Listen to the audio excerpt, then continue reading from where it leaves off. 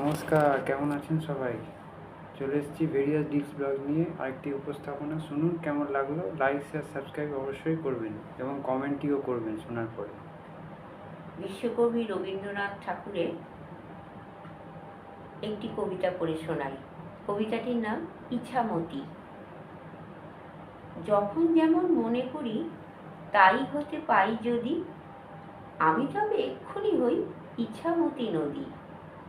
রইবে আমার দক্ষিণ ধারে সূর্য ওঠার পার, বাঁয়ের ধারে সন্ধেবেলায় নামবে অন্ধকার।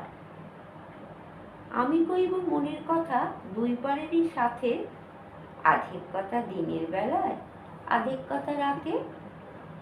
যখন ঘুরে ঘুরে বেড়াই আপন গাঁয়ের ঘাটে, ঠিক তখনই গান গেয়ে যাই দূরের মাঠে মাঠে।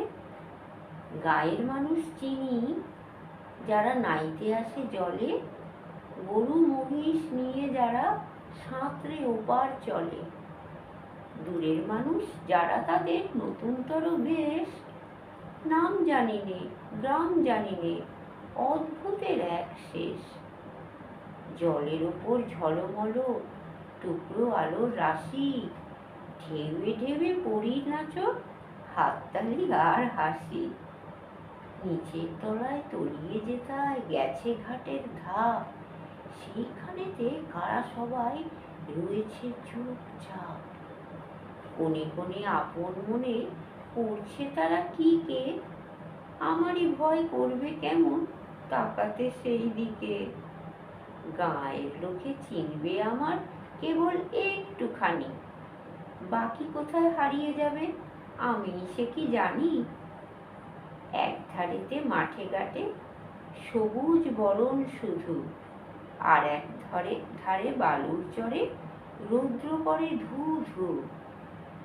দিনের বেলায় যাওয়া আসা, রাত্রিরে থমথম, ডাঙার পানে চেয়ে চেয়ে করবে গা ছমছম। শুনলেন উপস্থাপনাটি কেমন লাগলো? কমেন্ট করবেন, লাইক, শেয়ার, সাবস্ক্রাইব করবেন। শুনতে থাকুন, দেখতে থাকুন ভেরিয়াস ডিস্ক ব্লগস। আসবো পরবর্তী ব্লগ নিয়ে।